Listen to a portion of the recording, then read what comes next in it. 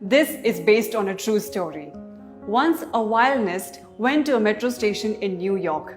He sat on a bench and started playing the violin. It was a cold and busy Friday morning. Thousands of people were passing through the metro station. The violinist played 6 to 7 musical pieces for an hour. None of the people passing by even noticed him playing. Most of them were on their way to work. One old person stopped by the violinist and listened to his music. But he didn't even listen to a single musical piece totally.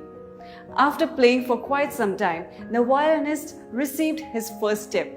The woman who tipped the violinist didn't even stop and listen to music. She just threw the money in his hat and left.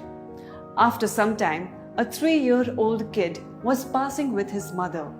The kid stopped for a while to listen to the violinist. But his mother was in a hurry. She scolded the kid for wasting the time and pushed him to continue walking. The kid looked fascinated by the music, but his mother was in a hurry. He was continuously turning his head to see the violinist as he left with his mom. The same thing happened with a few more kids, but their parents forced them to move on.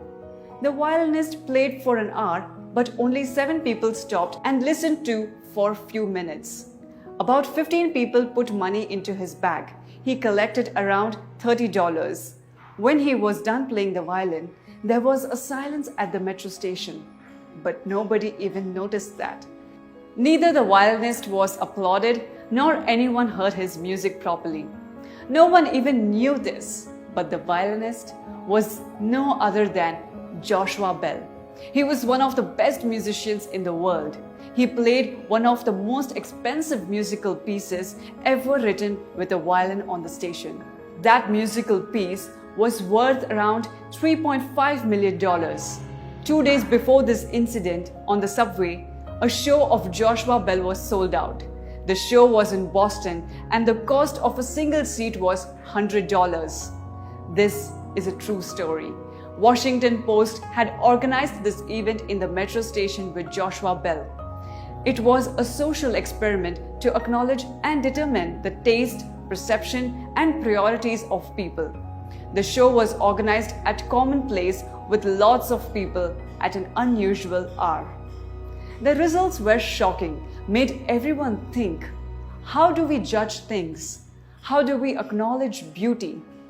We seem to concentrate on something when we are paying for it.